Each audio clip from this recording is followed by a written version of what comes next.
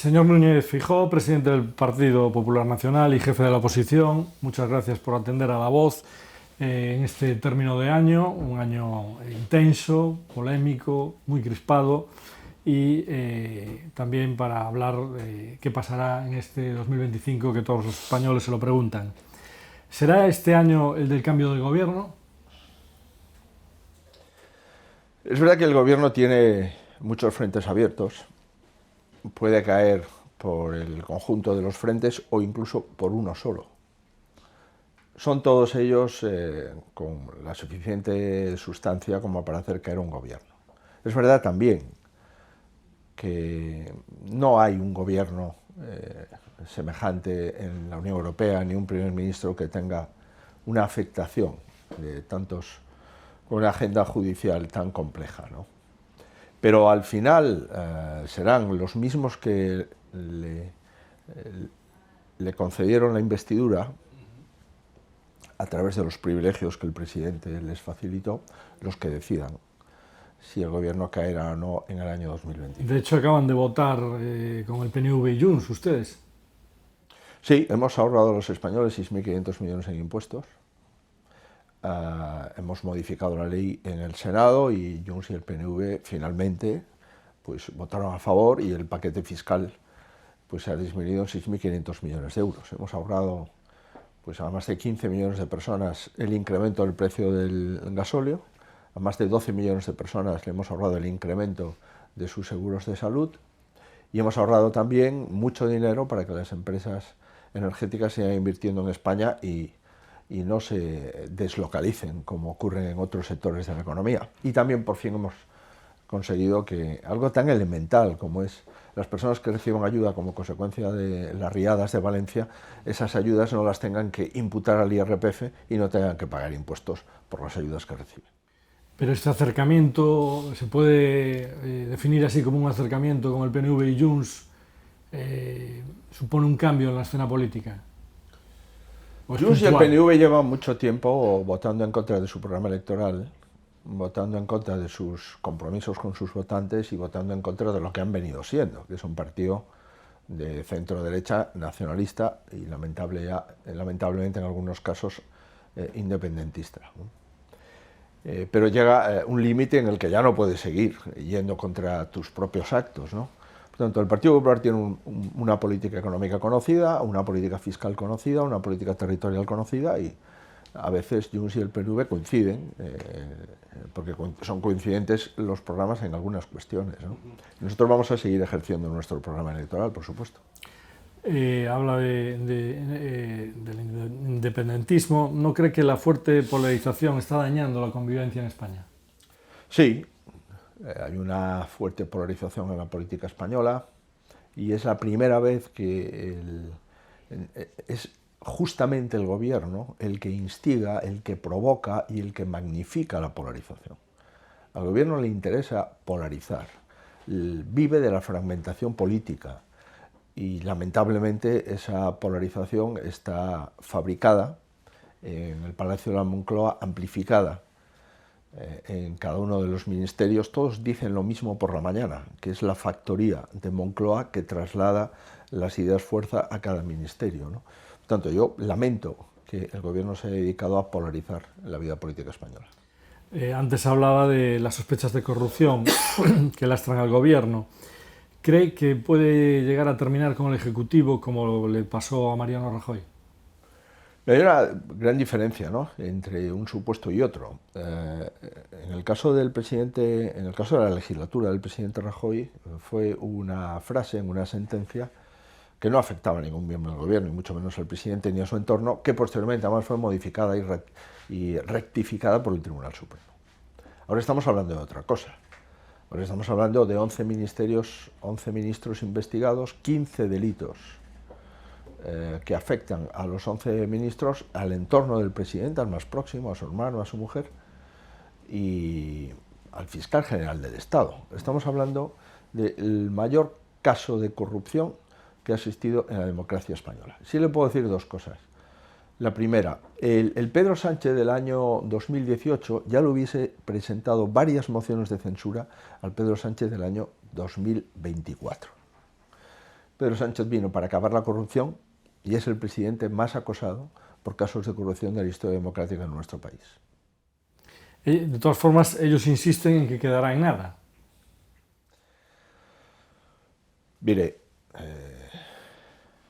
va a quedar en nada todos los delitos que se le imputan al señor Koldo, va a quedar en nada el suplicatorio que se acaba de solicitar al señor Ábalos. El señor Ábalos no era nadie, era el número 2 del Partido Socialista y el número 2 de facto del gobierno. Va a quedar en nada la imputación y investigación del fiscal general del Estado. Va a quedar en nada los 4 delitos que le imputan a su mujer. Va a quedar en nada los delitos que le imputan a su hermano. Va a quedar en nada todas las investigaciones que afectan a los miembros del gobierno. Mire, no me parece razonable el decir esto. En todo caso, la última palabra la tienen los jueces, la tienen los magistrados, la tienen los tribunales, cosa que el gobierno no respeta. El gobierno tiene una campaña de desacreditación del Poder Judicial para obtener impunidad política. El gobierno tiene una campaña de desacreditación de los medios de comunicación simplemente por publicar cosas que finalmente se van concretando y que tienen indicios racionales de delito porque los jueces admiten a trámite e investigan lo que los medios han publicado. Entonces, nunca ha habido un acoso tan sistemático contra los principios constitucionales, con el principio constitucional de libertad de expresión y libertad de prensa y contra el principio constitucional de la separación de poderes y la independencia del Poder Judicial. Por tanto, decir que esto no va a quedar en nada, pues es una forma de eludir responsabilidades y de seguir al ataque a medios de comunicación y a la independencia judicial. Sí, venimos estos días precisamente de un caso muy llamativo, que es este borrado del móvil del fiscal general, que de repente han desaparecido los mensajes de esos días, ¿no? ¿Qué opinión le merece que quien tiene que liderar la lucha contra el delito, bueno, pues parece que su móvil no tenía registrado nada esos días? Pero mire, quien tiene que investigar los delitos resulta que está siendo investigado por el Tribunal Supremo. Primera anomalía. Segunda anomalía, si hay la mayor prueba es el borrado de las pruebas. Y aquí se acaba de producir. Y es que el fiscal general del Estado dice, opción 1, que cambia de terminal, opción 2, que ha borrado sus SMS. Y la tercera cuestión es que el presidente ha dicho que ¿por qué no se le piden disculpas al fiscal general? ¿Qué se va a pedir disculpas al fiscal general por haber borrado las pruebas? Pero yo añado, supongo que esos SMS se han enviado a alguien. Y ese alguien o esas personas han borrado también los SMS que han recibido. Ya lo veremos. Ajá. Usted ha dicho en el Congreso hace unos días una frase muy llamativa, que Sánchez es el 1 de la trama y que es el 0 de la atención a los ciudadanos y los servicios públicos. ¿Es así? Que es el 1 de la trama se desprende del sumario, lo dice en el sumario. El señor Aldama se refiere a él como el 1. El señor Óscar Puente también, y explica por qué es el 1. Por tanto, me remito a los sumarios. Sobre que es un 0 en servicio público y en respeto a las instituciones democráticas del Estado, pues también lo acredito. Ningún presidente de gobierno se ha querellado contra jueces, él sí. Ningún presidente de gobierno ha hecho toda una campaña contra la independencia del Poder Judicial, él sí. Por tanto, ningún presidente del gobierno ha hecho un algoritmo para que haya medios de comunicación que reciban los 138 millones de euros de campañas institucionales y hay otros que queden expulsados de esa publicidad institucional y por tanto ningún presidente de gobierno ha atacado tanto la libertad de expresión como nuestro país. Por consiguiente, de que es el 1 en la trama es lo que dice el sumario y que no respeta el servicio público ni las instituciones democráticas del Estado, lo acabo de describírselo. Si gobierna, ¿qué sería lo primero que haría para evitar la corrupción, tanto en el Ejecutivo como en la política? Mire, yo he gobernado mucho tiempo. He estado en el gobierno del presidente Fraga 2 años y he estado de presidente de Galicia en 4 legislaturas. En el Diario Oficial de Galicia está toda la legislación en materia de transparencia que hemos aplicado en nuestros gobiernos. Yo no he tenido ningún caso de corrupción en ninguno de los consejeros o consejeras que he nombrado nunca. No he tenido ningún caso de corrupción cuando gestioné el INSALUD, ni cuando gestioné el Servicio de Salud, ni cuando gestioné correos. Por tanto, hay una trazabilidad de 30 años sin ningún caso de corrupción. Para mí, la honestidad, la honradez y el servicio público son la forma de entender la vida política, ¿no? Adicionalmente, presenté en enero del año 23 el plan de regeneración institucional que está ahí. Gracias a ese plan tuvimos una razonable modificación de la ley del Consejo General del Poder Judicial y conseguimos por primera vez que no pueda haber ningún miembro del Consejo General del Poder Judicial que lleve menos de 5 años fuera de la vida política, en el caso de que tuviese algún antecedente de nombramiento político. Si eso se aplica al fiscal general del Estado, si se aplica al Tribunal Constitucional, si hacemos la reforma del Consejo General con intensidad, y es que buena parte del Consejo lo elijan los jueces entre sí, bueno, ahí en ese código del plan institucional de regeneración democrática está lo que yo creo que tenemos que hacer en España. Las encuestas más recientes insisten en que usted volvería a ganar las elecciones, menos las del CIS, por supuesto. ¿No está usted un poco cansado de ganar en las encuestas? Bien, creo que las encuestas tienen el valor que tienen, es un valor temporal, no extrapolable. Es verdad que lo del CIS es otro escándalo más. Es que son 16 millones de euros que se utilizan de forma torticera para dar información al gobierno y para manipular la opinión pública. Y no lo digo yo, lo están diciendo los principales líderes demoscópicos en nuestro país en la Comisión de Investigación del Senado en relación con el CIS y el señor Tezanos. Creo que si este domingo los españoles pudiésemos votar, habría cambio, pero soy perfectamente consciente de que te puedes quedar a muy poco de poder gobernar, que fue lo que ha pasado, a 4 votos de poder gobernar, y en consecuencia no se trata solo de ganar las encuestas, ni siquiera se trata solo de ganar las elecciones, eso ya lo hemos hecho. De lo que se trata es de tener una mayoría suficiente para gobernar, y eso es lo que queda por hacer. Esos mismos estudios demoscópicos dicen que tendría que apoyarse en Vox para gobernar. ¿Cree que eso debilita sus posibilidades?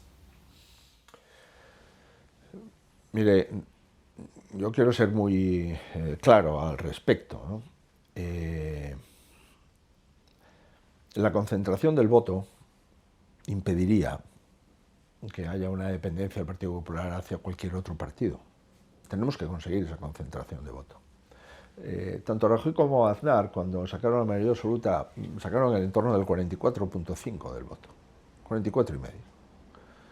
La suma en las últimas generales de Vox y PP están en los entornos del 46, 47%. Por tanto, sobran votos para que no gobierne Sánchez. Lo que tenemos es que ordenar esos votos para conseguir realmente que no gobierne Sánchez. Eso en Galicia lo conocemos bien y lo hemos hecho, y gracias a eso el Partido Popular está gobernando en Galicia. Si hubiese habido una dispersión del voto, el PP de Gallego no hubiese gobernado nunca. Porque 4 o 5 puntos, 5 o 6 puntos de Vox en unas autonómicas, conlleva el no poder gobernar. Y lo tenemos. Nosotros hemos perdido la Diputación de La Coruña, hemos perdido la Diputación de Lugo y hemos perdido la Alcaldía de Lugo con votos que fueron a Vox, no consiguieron representación y, sin embargo, lo que han conseguido es que el nacionalismo y el socialismo estén en esas instituciones gallegas. Hay muchas voces, incluso de ideología conservadora, que están preocupados por un retroceso en derechos sociales por ese posible apoyo o presencia de Vox en un gobierno del PP. Y es un fantasma que continuamente, más en campaña, ya se vio en la anterior campaña, agita mucho Pedro Sánchez, ¿no? Y ahí tenemos 11 gobiernos del PP, más Ceuta y Melilla, cogobernamos en Canarias y si usted puede repasar lo que hemos hecho es ampliar derechos, ampliar prestaciones, reducir impuestos y estamos extendiendo, por ejemplo, algo fundamental, que es un hito en la democracia española, que es la gratuidad de las escuelas infantiles que hemos empezado en Galicia ya hace 2 o 3 años. Ya están plenamente vigentes en Castilla y León, están plenamente vigentes en Valencia y se están extendiendo al resto de comunidades autónomas. Mire, los derechos constitucionales están garantizados en gobiernos del Partido Popular. Los incumplimientos constitucionales están garantizados en los gobiernos de Pedro Sánchez. Los españoles ya no somos iguales ante la ley, porque hay unos señores a los que se les amnistía y se les indulta. Y ahora pretende que los españoles no seamos iguales ante los servicios públicos, porque hay un sistema de financiación a la carta, que es el cupo separatista, que es uno de los precios que ha pagado Pedro Sánchez para estar en el gobierno y el señor Illa para ser presidente de la Generalitat. Por tanto, la consolidación de los derechos va consustancial a gobiernos del Partido Popular. La dependencia del gobierno, precisamente de eso le quería preguntar, de partidos como Junts, RC, Bildu, genera desigualdad entre territorios, entre españoles. Sí, es evidente. Es evidente que el sistema de financiación actual es un sistema que se pactó entre el tripartito catalán y el señor Zapatero, por tanto no es un sistema que perjudica a Cataluña. 2, es evidente que Cataluña está en la media de financiación por población ajustada y es evidente que los que están infrafinanciados, objetivamente, son 2 comunidades autónomas, Valencia y Murcia, no Cataluña. Lo que España nos roba no es así. No, es evidente que no es así, pero si el sistema de financiación es el sistema del señor Montilla, del señor Carol Rovira y del señor Zapatero.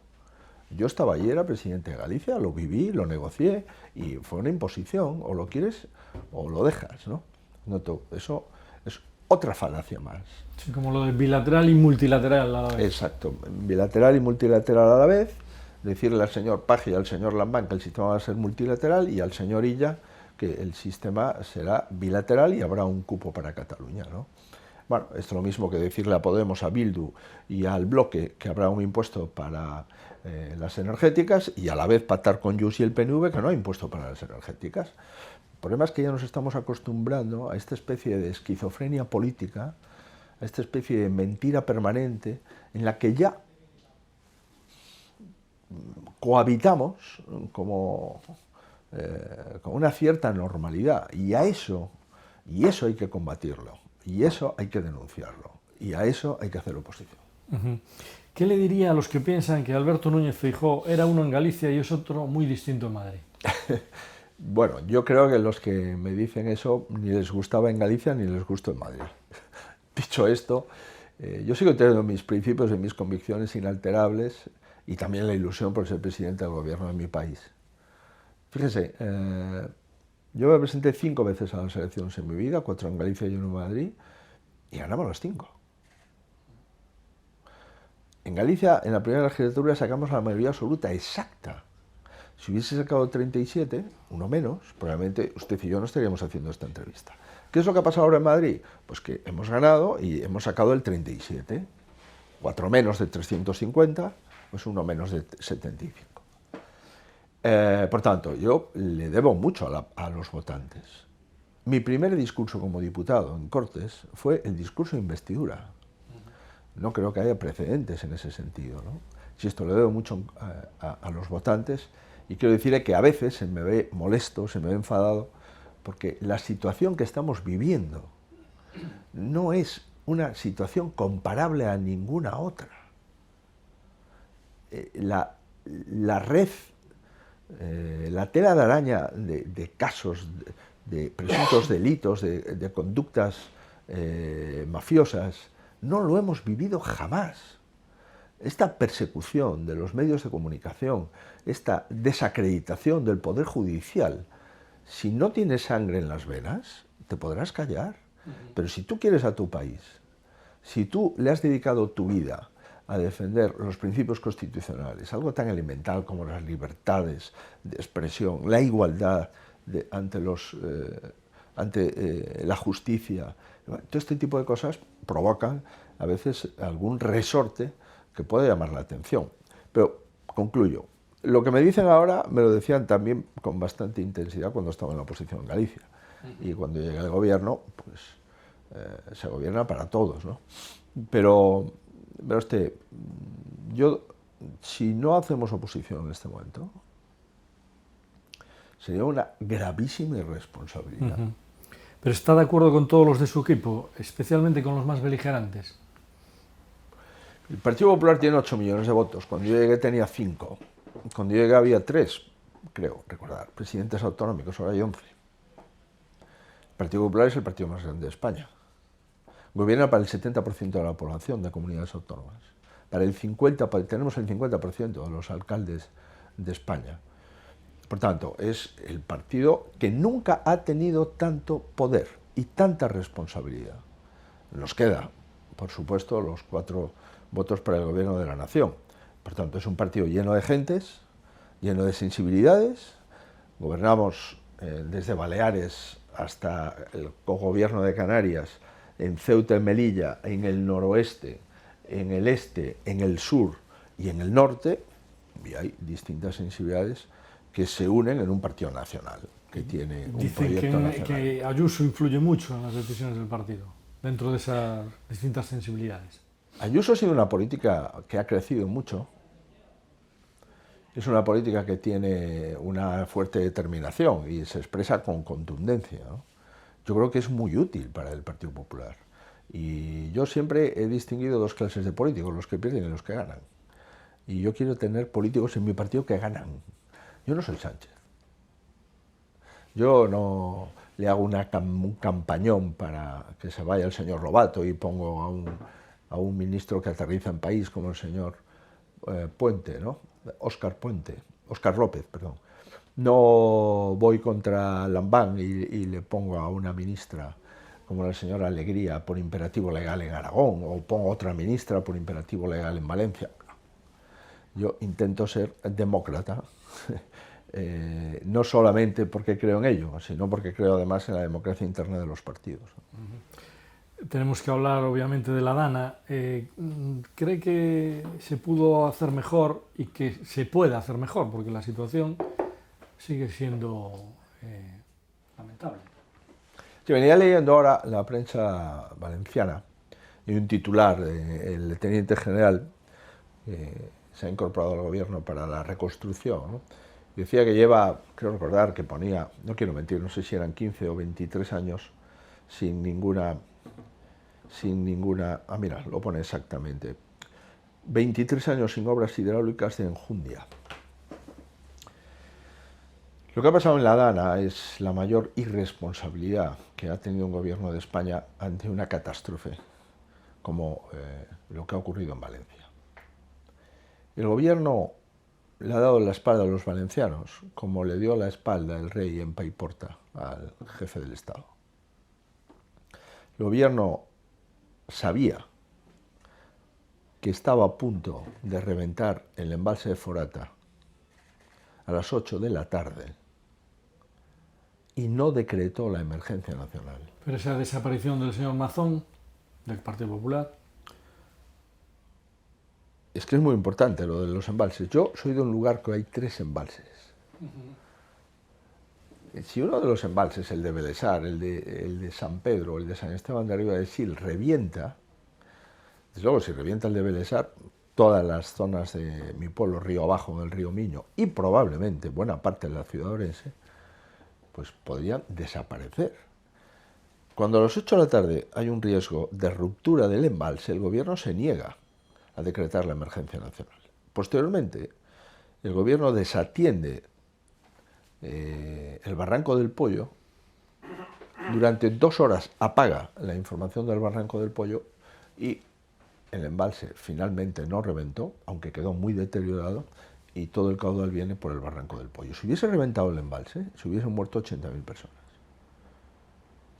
Y esto nada tiene que ver con el Barranco del Pollo, serían cauces distintos, ¿no? Por lo tanto, el gobierno se ha negado a hacer infraestructuras durante todos estos años. 2. El gobierno de la Generalitat, del Partido Socialista, aprobó una ley de huerta que impedía incluso hacer buena parte de esas infraestructuras. 3. Quien tenía toda la información era el gobierno de España. El presidente de la Generalitat no tenía ninguna. Y no tenía ninguna porque la Confederación del Júcar, igual que la Confederación del Miño-Sil, aquí, depende exclusivamente del gobierno central. Y el gobierno de España omitió información durante 2 horas y media del caudal del barranco del Pollo, que fue similar a 5 veces el caudal del río Ebro. Por tanto, la responsabilidad en la prevención, infraestructuras, en la gestión, la información que acabo de referir, y en la reconstrucción, mayoritariamente es del gobierno central. Ningún presidente autonómico, y digo ninguno, tiene ni capacidad, ni organización, ni competencias para gestionar la catástrofe de Valencia. Sobre el señor Mazón, no pretendo eludir la pregunta. El señor Mazón no formaba parte del CECOPI. Primera consideración. Segunda, en el CECOPI había tantas autoridades del Estado como autonómicas. La delegada del Gobierno, los responsables de Protección Civil, del Gobierno, los responsables de Policía, los responsables de Guardia Civil, la Agencia Meteorológica, la Confederación Hidrográfica del Júcar, y todas las decisiones se tomaron por unanimidad. Eso sí, la información era del Gobierno de España, no del señor Mazón. Y concluyo, el señor Mazón es el político que más ha dado la cara en la catástrofe de Valencia y el que menos competencias tenía. Ahí lo dejo. Hablemos de economía. Vamos. Reconoce que el gobierno ha conseguido logros en economía, el país está creciendo. Es un tema que saca recurrentemente el presidente Sánchez. La macroeconomía española va mejor que la media de la Unión Europea, eso es cierto. Se debe básicamente, en mi opinión, a 2 consideraciones. Primero, el efecto rebote, y es que España durante la pandemia fue el segundo país de los occidentales que más bajó su PIB, 11 puntos, solo superado por Argentina. Por tanto, hay un efecto rebote. Cuando tú bajas mucho, pues el crecimiento posteriormente es muy aparente. Y la segunda cuestión es que hemos incrementado más de 2 millones la población española. Por tanto, hay más gente, se produce más y el PIB sube. Ahora bien, dicho esto, hay una crisis en la capacidad adquisitiva de las familias, sin duda. Hay un mundo del consumo que estamos viendo, pero hay españoles que siguen con problemas para llegar a final de mes. Bueno, es que tenemos los peores datos de pobreza. Somos el segundo país, el tercer país de Europa con mayor índice de pobreza general y el segundo, después de Rumanía, con el incremento de mayor pobreza infantil. Y nuestra renta, desde el año 2018, ha subido un 1% y la media de la Unión Europea es un 11%. Y hemos perdido convergencia con Europa. En el año 18 teníamos un 93% de renta. Estamos en el 93% de la renta media europea y hemos bajado al 88%. Por tanto, aquí hay una crisis económica en la capacidad adquisitiva de las familias, hay un incremento de la pobreza y también hay un empobrecimiento de la juventud española, sin duda. Y es que la juventud española tiene un trabajo precario, mal pagado, y ni siquiera piensa en poder adquirir una vivienda. Pero me reconocerá que los políticos conservadores no paran de hablar de economía normalmente. Usted usa más el frente judicial y tal vez se prodiga poco en materia económica. Mire, yo la primera propuesta que hice cuando llegué en el año 22 a Madrid fue la rebaja del impuesto a la renta para adecuarla al incremento de la inflación. Mi primera propuesta fue económica. Y propuse bajar el IVA de los alimentos. Bueno, hay algunas cosas que el gobierno copió y otras que no copió. El gobierno es el mayor recaudador de impuestos de la historia. Nunca hubo un presidente con tanto dinero como el señor Sánchez. Nos ha incrementado la recaudación de impuestos más de 100.000 millones desde el año 2018. Nos ha subido 81 veces los impuestos y las cotizaciones a la seguridad social. Ha hecho déficit público, ha incrementado la deuda pública, 430.000 millones de euros. Es que hemos incrementado la deuda pública un 35% en 5 años. Si usted coge la deuda y la divide por el número de días del gobierno de Sánchez, le sale a 200 millones de euros de deuda cada día. Por tanto, oiga, usted nos ha quitado nuestro dinero. Usted ha incrementado el déficit, usted ha incrementado la deuda y además ha disfrutado del mayor paquete de fondos europeos que cualquier primer ministro en la historia de España ha podido. Es que tiene 80.000 millones a fondo perdido en Next Generation y otros 80.000 en préstamos, ¿no? Por tanto, claro que ha hablado de economía. La última propuesta fue el impuesto cero, el impuesto de la renta a los menores de 35 años por los primeros 30.000 euros. Ha sido votado en contra. Y prueba de que estamos hablando de economía es que usted me ha preguntado, y efectivamente es así, en la votación del jueves hemos conseguido que los españoles no paguemos 6.500 millones de euros más de impuestos. Claro. En todo caso, es verdad que yo no puedo esperar a que el gobierno deje de delinquir para hablar de propuestas económicas. Eso es verdad. Y lo primero que vamos a hacer en los primeros meses, en el primer trimestre del próximo año 25, es presentar un plan de vivienda integral, porque está clarísimo que incrementar la demagogia no incrementa la oferta de suelo. Por tanto, vamos a presentar un plan de vivienda integral el primer trimestre del año. Para la vivienda, que es se ha puesto ya en el primer puesto como preocupación de los españoles. Así es. Y los jóvenes, en mi época, las gentes en los años 2000, el 60% de los jóvenes de menos de 35 años tenían vivienda. Es verdad que normalmente aparejado a un crédito hipotecario. Ahora no llega al 25%. En Galicia hay problemas de entendimiento con la necesaria reindustrialización. ¿Qué piensa de las medidas que el presidente Alfonso Rueda ha tomado recientemente, por ejemplo, los eólicos, repotenciar parques, que las empresas dejen dinero en la zona donde se ubican, que, como sabe, están generando polémica, ¿no?, en el sector? Galicia sigue con una necesidad de incrementar su industria. Es verdad que somos la primera potencia pesquera de la Unión Europea. Es verdad que es la sede del gigante, del número 1 del mundo en textil, que es Inditex. Es verdad que seguimos teniendo una fábrica de ensamblaje de automóviles de mayor productividad de la Unión Europea, que es el caso de Stellantis en Vigo. Tenemos buenas industrias agroalimentarias, como es el caso de Coren y otras, pero necesitamos seguir reindustrializando, ¿no? Tenemos el 45% de la madera de nuestro país, de España. No, tenemos que elaborar esa madera, tenemos que sacar rendimiento a esa madera para que suba el precio de la madera y para que haya más interés en mantener los montes y los bosques con madera certificada, ¿no? Yo creo mucho en la industria, en la necesidad de proseguir en una senda de industrialización, pero es que ese problema ya lo tiene toda la Unión Europea. Tenemos un problema de competitividad en la industria europea enorme. Y Galicia, que hemos visto que ha crecido en los últimos años, la media que es de España en torno de PIB, pues tiene ahí una oportunidad que no puede desaprovechar. ¿Tenemos que tener más industria en Galicia? La respuesta es que sí. Un pequeño test para terminar, con definiciones de protagonistas de la vida política española y por tanto del futuro de este país. Pedro Sánchez. El paradigma de que el fin justifica los medios. Yolanda Díaz. Grave riesgo de acabar como en Galicia, desapareciendo. Teresa Rivera. Ministra muy sectaria, que ha hecho grave daños a la industria, cierre de Alcoa, a la pesca, a la agricultura, y que es un descrédito para la Unión Europea.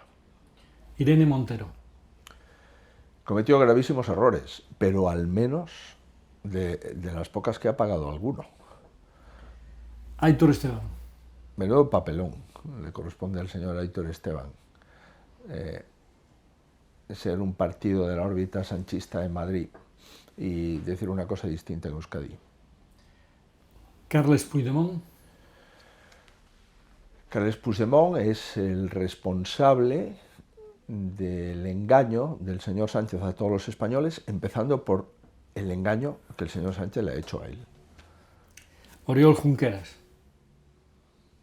Oriol Junqueras es el prototipo de la izquierda que dice una cosa y mira para otro lado en la situación de corrupción que vive España y el gobierno que él sustenta. Arnaldo Otegi. Arnaldo Otegi es la peor cara en la política española. Arnaldo Otegi ha hecho... ha deteriorado la política y ha conseguido el blanqueamiento de su biografía por parte del señor Sánchez. Santiago Abascal. Hay dos Santiagos Abascal, uno que está de acuerdo en que Sánchez se vaya del gobierno y otro en el que está obsesionado con hacer oposición al PP. Me gustaría que predominase la primera cara y no la segunda. Carlos Mazón. Pues es el político que más se ha deteriorado y que más ha dado la cara durante la catástrofe medioambiental en Valencia. Isabel Díaz Ayuso. Pues es una política que ha crecido mucho en poco tiempo, que dice lo que piensa y que lo defiende con vehemencia. Juanma Moreno Bonilla. Pues ha demostrado que Andalucía no tiene por qué ser el vagón de cola de España. Andalucía tiene hoy una de las ciudades más importantes de Europa, Málaga. Está exportando más que nunca, tiene más turismo que nunca, ha subido la renta per cápita. Creo que ha demostrado que Andalucía es la primera comunidad autónoma de España. Alfonso Rueda. Bueno, Alfonso Rueda es el presidente de todos los gallegos y en consecuencia es mi presidente. Y para terminar en estas fechas navideñas, más ligero, ¿qué libro recomendaría para regalar? Bueno, voy a ser clásico, pero yo creo que leer Los momentos estelares de la humanidad de Zweig, de Stefan Zweig, me parece que es una inversión. ¿Y qué película o serie le diría que viese a la gente en estos días de más tiempo libre? Pues la última que he visto y que me he quedado muy sorprendido favorablemente fue Infiltrada, que creo que bien merece la pena recordar lo que ha pasado en España. Hablando del señor Otegi, que usted me comentaba antes, y todas las muertes de españoles para garantizar la libertad que hoy disfrutamos. Yo la recomiendo. Pues muchísimas gracias por este balance de año. Muchas gracias por atender a La Voz de Galicia. Y felicidades a La Voz de Galicia, que va de tercero. Sí, o sea, que está en podio. Sí. No es fácil eso. Muchas gracias. Encantado.